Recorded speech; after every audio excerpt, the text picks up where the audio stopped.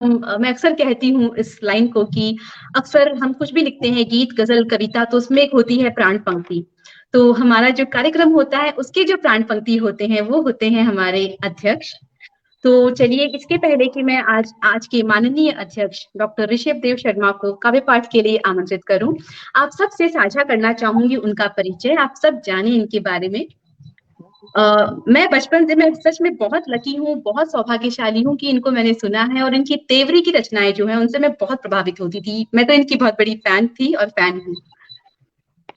तो प्रोफेसर ऋषभ ऋषभ देव शर्मा, आप पश्चिमी उत्तर प्रदेश से आते हैं, और फिलहाल आप हैदराबाद में रह रहे हैं। आप इंटेलिजेंस ब्यूरो में गुप्तचर अधिकारी रह चुके हैं, और दक्षिण भारत हिंदी प्रचार सभा में प्रोफेसर के पद से सेवा मुक्त होने के बाद अभी मौलाना आजाद नेशनल उर्दू यूनिवर्सिटी हैदराबाद में हिंदी परामर्शी के रूप में कार्यरत हैं। जैसा कि मैंने कहा कि मैं तेवरी के बारे में बता रही थी, तो आपको तेवरी काव्य आंदोलन का प्रवर्तक माना जाता है। इस बात पर तालियां जरूर होनी चाहिए। अब हम बात करते हैं इनके पब्लिश्ड वर्क की। इनके जो प्रमुख कविता संग्रह आ चुके हैं उनमें से एक का नाम है तेवरी, फिर तरकश, ताकि सनद रहे, दहरी, प्रेम बना रहे। आप लिस्ट आप पढ़ते, आप लिस्ट आप बस ठीक गिनती है, करते काफी जाइए है। कितनी। कोई नहीं, नहीं, अंकल, मैं इतना चाहूंगी कि काफी सब है। जाने, सब जाने मैं चाहूंगी। और धूप ने कविता लिखी है ऋषभ देव जी शर्मा का कवि कर्म, 51 कविताएं, मलंग बानी, और कुछ एक नाम तो मैंने छोड़ दिए हैं कि लिस्ट बहुत लंबी है। इनमें से कई संग्रहों का अंग्रेजी, राजस्थानी, तेलुगु और गुजराती में भी अनुवाद हो चुका है। कितने गर्व की बात है कि आज हमें इतने वरिष्ठ साहित्यकार का सानिध्य मिल रहा है। इसके अलावा तेवरी चर्चा, हिंदी कविता, 8वां 9वां दशक, साहित्यतर हिंदी अनुवाद विमर्श, कविता का समकाल, तेलुगु साहित्य का हिंदी पाठ, तेलुगु साहित्य का हिंदी अनुवाद, परंपरा और प्रदेय, हिंदी भाषा के बढ़ते कदम, कविता के पक्ष में, कथाकारों की दुनिया, साहित्य, संस्कृति और भाषा, हिंदी कविता अतीत से वर्तमान, रामायण संदर्शन, ये आपके आलोचना ग्रंथ हैं। आपके वैचारिक निबंध संग्रहों में संपादकीय, समकाल से मुठभेड़, सवाल और सरोकार, इलेक्शन गाथा, लोकतंत्र के घाट घाट पर, कोरोना काल की डायरी, अरे अब बस कीजिए, मेरी खींचो ये कविता का कमानी। समय चला जाएगा। नहीं, आपको पूरा समय दिया जाएगा। तो आपके मुझे 50 से अधिक साहित्य, अरे नहीं नहीं, ठीक मैं है। सब पढ़ना चाहूंगी, मैं किसी का नहीं पढ़ती हूँ। सब जो सब यहाँ जो मित्र सुन रहे हैं जानते हैं, मैं कभी किसी की इतनी लंबी वो नहीं पढ़ती, बट आपका पढ़ना चाहूंगी सर मैं। आपने 50 से अधिक साहित्यिक और शैक्षणिक ग्रंथों का संपादन भी किया है। आपके निर्देशन में 2 डिलीट, 34 पीएचडी और 106 एमफिल शोध कार्य संपन्न हुए। अनेक सम्मानों और पुरस्कारों के अलावा आपको 2 भागों में प्रकाशित 700 पृष्ठ का अभिनंदन ग्रंथ धूप के अक्षर भी समर्पित किया जा चुका है। जोरदार तालियों की गड़गड़ाहट के बीच में मैं सादर आमंत्रित करना चाहूंगी डॉक्टर ऋषभ देव जी शर्मा को। स्वागत है। धन्यवाद।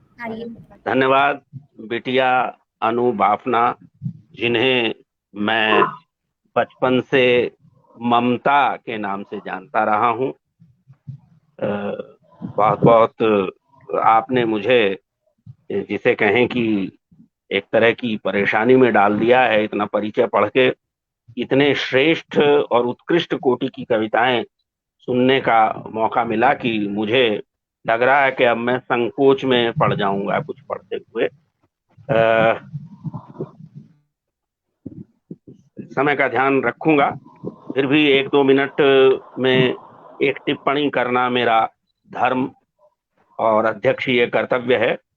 सबसे पहले मैं अभिनंदन करता हूं आदरणीय करुणा राठौर जी का, जिन्होंने बहुत ही मधुर, अर्थपूर्ण, संगीतमय सरस्वती वंदना प्रस्तुत की, और उसमें ब्रह्मानंद की जो बात उन्होंने कही कि काव्य जो है या सरस्वती जो है वो एक प्रकार से हमें ब्रह्मास्वाद का आशीर्वाद देती हैं, वहां से बात शुरू हुई। ये एक इस कार्यक्रम का बहुत ही सुंदर पक्ष था कि इतनी सुंदर सरस्वती वंदना के बाद संस्कृतनिष्ठ शब्दावली वाली सरस्वती वंदना के बाद जब उन्होंने अपनी कविता पढ़ी तो भाषा का एकदम एक दूसरा रंग देखने को मिला। और इससे पता चला कि उनका अलग अलग तरह की भाषा शैली के ऊपर कितना अधिकार है कि ये अब्र जो फलक पे छाया हुआ है, और एक एक प्रतीक का, अब्र के प्रतीक का बहुत सुंदर निर्वाह उन्होंने अपनी कविता में किया। और उसके बहाने जो विडंबना और विसंगति, जिसे आज की कविता का, अभी जैसे अनु कह रही थी प्राण तत्व की बात कर रही थी, मैं कहूंगा प्रोटोप्लाज्म। तो ये जो प्रोटोप्लाज्म होता है आज की कविता से में जिसके कारण खास तरह की रंगत, हरियाली आती है, वह है विडंबनाएं और विसंगतियां।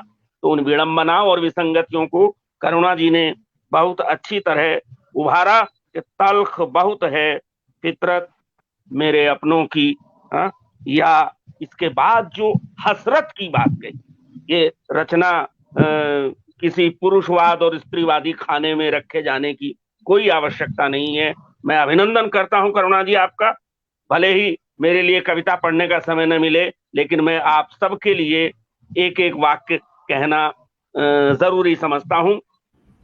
आदरणीय जनाब अनीस अहमद साहब ने तो कमाल कर दिया साहब कि काफिला तीरगी का रवाना हुआ। ये आज की इस गोष्ठी में जो तीरगी है, ये जो अंधेरा है और इस अंधेरे से लड़ना है, ये कहीं ना कहीं केंद्र में आ गया। क्योंकि जो दो बहुत ही श्रेष्ठ उत्कृष्ट कोटि की रचनाएं पढ़ी गई अनीस साहब की, वैसे तो सभी उत्कृष्ट हैं, लेकिन अनीस साहब ने भी और हमारी बिटिया विभा ने, माफ कीजिएगा मुझे आदत है इस तरह से बोलने की, विभा तिवारी ने, दोनों ने ही तीरगी से, अंधेरे से लड़ने की बात कही। ये कि धुंध है घर में उजाला लाइए, रोशनी का एक दुशाला लाइए, और केंचुओं की भीड़ आंगन में लगी, आदमी एक रीढ़ वाला लाइए। तो तीरगी से, अंधेरे से लड़ने की प्रेरणा देने वाली रचनाएं उदास आंखों में भी ख्वाब झिलमिलाते हैं। ये जो चीज है, ये हमें जीने की ताकत दी। कविता, लोग कहते कविता की जरूरत क्या है? कविता की जरूरत इसीलिए है कि वो ये बताती है कि उदास आंखों में भी ख्वाब झिलमिलाते हैं। और जो आंसुओं के दिए, जो उन्होंने बहुत ही सुंदर कहें कि एक मेटाफर गढ़ा, उसके लिए मैं अनीस साहब को बार बार बार बधाइयां देता हूं। बहुत खूब भैया, बहुत बढ़िया लिखते हैं आप। विभा तिवारी जी, आपकी अदायगी और आपकी कविता की विषय वस्तु और उस नज्म का जो प्रवाह है, वो खास तौर से ध्यान खींचता है। दीपक, दीपक के प्रतीक के माध्यम से, या कहें कि रूपक के माध्यम से जो आपने बात कही, और के मोखे में बैठा दीपक, ये जो प्रयोग है। अब देखिए, जब जब काव्य भाषा या कविता ऐसे लेवल पर पहुंचती है जहां से आगे आप नहीं बढ़ सकते, तब हमें लोक भाषा की तरफ लौटना पड़ता है। विभा की कविता इसका प्रतीक है, इसका प्रमाण है कि मोखे जैसे शब्द को उन्होंने अपनी कविता में जीवित किया और उस पूरे बिंब का निर्माण किया। और जो संवाद है, यानी जैसे कुकुरमुत्ता और गुलाब का संवाद हम निराला का याद करते हैं, मैं कहना चाहूंगा कि जो भोर का तारा है और जो दीपक है और जो सूर्य है, इनका जो ये संवाद बड़े बड़े सुंदर ढंग से आपने एक तरह से प्रबंधात्मक ढंग से उसको संवारा है। मैं उसके लिए बधाई देता हूं कि राजा सूर्य आते हैं में जो गहरा व्यंग्य है, उससे पता चलता है कि विभा तिवारी बहुत उत्कृष्ट कोटि की कवियत्री हैं। मैं आपको बहुत बधाई और शुभकामना देता हूं, आपका अभिनंदन करता हूं।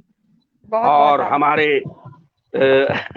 आदरणीय वरिष्ठ मित्र श्री प्रफुल्ल पांड्या जी उर्फ पागल फकीरा, ये जो पागल जो है ना, जब फकीरा के साथ जुड़ता है तो वो चेतना बुद्धि हो जाता है। ये चैतन्य बुद्धि वाला पागल जो है वो पागल फकीरा होता है। और इसीलिए तो वह प्रफुल्ल रह सकता है। आप देखिए कि तमाम तरह की विसंगतियों भरे इस जगत में प्रफुल्ल रहना आसान नहीं है। उसके लिए कहीं ना कहीं पागल और फकीरा दोनों होना जरूरी होता है। आपने अपने नाम की बड़ी सुंदर व्याख्या भी की और उसे सार्थक भी किया अपनी रचना में कि मुझको पाकर दिल से मोहब्बत, मुझको पत्थर दिल से मोहब्बत हुई तो क्या हुआ। ये जो इनकी रदीफ है ना, हुई तो क्या हुआ, ये बड़ी चैलेंजिंग है। हुई तो क्या हुआ, और इसके साथ उन्होंने इसका बहुत सुंदर निर्वाह किया है।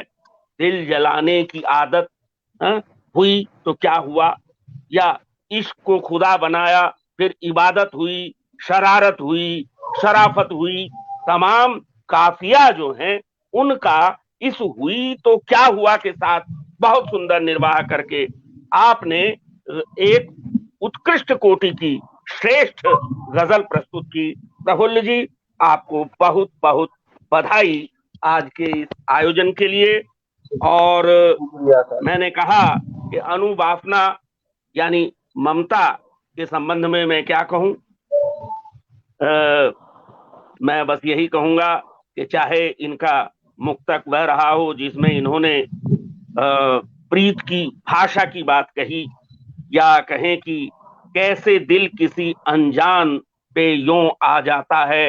ये जो एक कहें कि जिसे आप कहते हैं एक खास तरह का प्रत्येक व्यक्ति अपने जीवन में अनुभव करता है, और यदि यह अनुभव न हो तो वो मनुष्य नहीं, कवि नहीं। कि इस प्रश्न का किसी के पास उत्तर नहीं है कि कैसे दिल किसी अनजान पे आ जाया करता है। आ जाता है तो आ जाता है। और फिर उन्होंने बड़े सुंदर व्यंग्य प्रस्तुत किए अपने छंद या घनाक्षरी या सवैया के माध्यम से, नारी और नर को लेकर के, कामकाजी स्त्रियों से लेकर के घरेलू स्त्रियों तक के संबंध में समाज की क्या धारणा है, और उस धारणा को, उस रूढ़ि को बदलने की क्यों जरूरत है, इस तरफ बहुत सुंदर इशारा और बड़ी जिसे कहें कि पावरफुल रचना अपनी व्यंग्य शैली में अनुबाफना ने प्रस्तुत की। मैं आपका बहुत बहुत बहुत अभिनंदन करता हूं। और देंगे मुझे 2 मिनट या नहीं अब? अरे मंच आपका है ऋषभ सर, आप पढ़े। स्वागत है, बहुत बहुत स्वागत है। तो देखिए, कल 25 नवंबर है और 25 नवंबर महिलाओं के खिलाफ हिंसा उन्मूलन का अंतरराष्ट्रीय दिवस। उसी संदर्भ में एक बहुत छोटी सी रचना जो आज ही हुई है आपकी नजर करता हूं। आप लोगों का आशीर्वाद मिलेगा ऐसी कामना करता हूं। हमें यह डगर कठिन है, यह डगर कठिन है, तलवार दुधारी है। यह डगर कठिन है, कठिन है ना, बहुत कठिन है डगर पनघट की। और फिर प्रेम को पंथ कराल महा तलवार की धार पे धावनो है। दोनों चीजें जोड़ी हैं कि यह डगर कठिन है, तलवार दुधारी है, घात लगाकर बैठा क्रूर शिकारी है। यह डगर कठिन है, तलवार दुधारी है, घात लगाकर बैठा क्रूर शिकारी है। वे भला समर्पण श्रद्धा, श्रद्धा, वे भला समर्पण श्रद्धा क्या पहचाने, उनके हाथों में नफरत की आरी है। वे भला समर्पण श्रद्धा क्या पहचाने, क्या पहचाने, उनके हाथों में नफरत की आरी है। ईरान कहें या अफगानिस्तान कहें, ईरान कहें, गृह स्वामिनी को समर्पित, ईरान कहें या अफगानिस्तान कहें, घर बाहर कोड़ों की जद में नारी है। घर बाहर कोड़ों की, ईरान कहें या अफगानिस्तान कहें, अफगानिस्तान कहें, घर बाहर कोड़ों की जद में नारी है। और यह तेवर देखें कि मुट्ठी में ले जिसने आकाश निचोड़ा, मुट्ठी में ले जिसने आकाश निचोड़ा, कोमल मन लेकर वह सबसे हारी है। मुट्ठी में ले जिसने आकाश निचोड़ा, आकाश निचोड़ा, कोमल मन लेकर वह सबसे हारी है। और अंतिम पंक्तियां हैं, आदम के बेटों के पंजे शैतानी, पंजे शैतानी, आदम के बेटों के पंजे शैतानी, शैतान की शैतानियत के कारण ही आदम और हव्वा को बहिष्ट से निकाला गया था।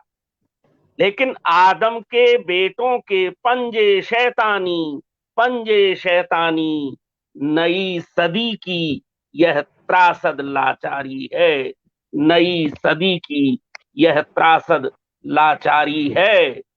यह डगर कठिन है, तलवार दुधारी है, घात लगाकर बैठा क्रूर शिकारी है, घात लगाकर बैठा क्रूर शिकारी है। धन्यवाद। बहुत बढ़िया है। अगर आप सबने नोट किया होगा, जो तुकबंदी थी, हम सब तुकबंदियां मिला लेते हैं, मगर इतने बढ़िया अर्थपूर्ण जो उन्होंने जो एक जो बात करी, हर एक जो बंद ये पढ़ रहे थे, अगर आपने देखा होगा तो कितना कहीं कहीं शब्द चित्रण था। मतलब मुझे तो मजा आ गया सुन करके। ऋषभ अंकल, आपको मैं बरसों बाद सुन रही हूँ तो मेरी तो खुशी की सीमा नहीं है। बहुत बहुत ही उम्दा, बहुत बढ़िया, बहुत गहरी रचना, बहुत गहरी। हाँ, ये हम सबकी खुशी की सीमा नहीं है कि आपकी सजावट में हम लोग पढ़े, हम सबकी खुशी की सीमा नहीं है। बिल्कुल जी बिल्कुल। आपका आशीर्वाद प्राप्त हुआ और कितनी सुंदर पंक्ति के मुट्ठी में लेकर जिसने आकाश निचोड़ा है, कोमल मन लेकर सबसे हारी है, हारी है। तो मतलब हम भाव शायद हम सोच भी नहीं सकते, ऐसे भाव भी नहीं आएंगे हमको। और कितना कितना सुंदर लिखा है ऋषभ अंकल, बहुत बहुत मन खुश हो गया, प्रसन्न हो गया आज आपको सुन करके। बहुत बढ़िया रचना। तो चलिए, मुझे लगता है कि अब विलंब किए बिना हम प्रोग्राम को समाप्ति की ओर ले जाते हैं। समय समाप्ति की घोषणा भी हो रही है। तो सभी को दिल से बहुत बहुत धन्यवाद। आज के हमारे अध्यक्ष, आज की हमारी जो प्राण पंक्ति आदरणीय डॉक्टर ऋषभ देव शर्मा हैदराबाद भारत से, करुणा जी राठौड़ दुबई से, अनीस अहमद सऊदी अरब से, विभा तिवारी ओमान से, और हमारे आदरणीय प्रफुल्ल पांड्या जी गुजरात भारत से। सभी को हार्दिक हार्दिक धन्यवाद। पुनः मिलते हैं हम ऐसे ही किसी मंच पर। नमस्कार, शुभ रात्रि। नमस्कार, धन्यवाद। प्रणाम।